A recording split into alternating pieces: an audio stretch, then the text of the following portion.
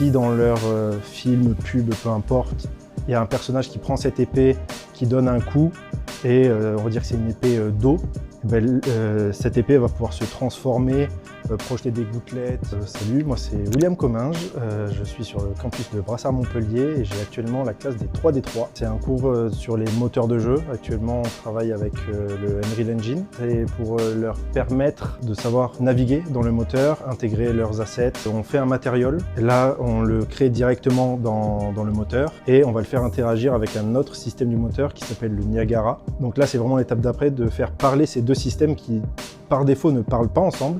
Et ça permet de faire des effets visuels. Donc là, par exemple, concrètement, c'est un alien. Dans les matériaux, on a fait la texture du tentacule.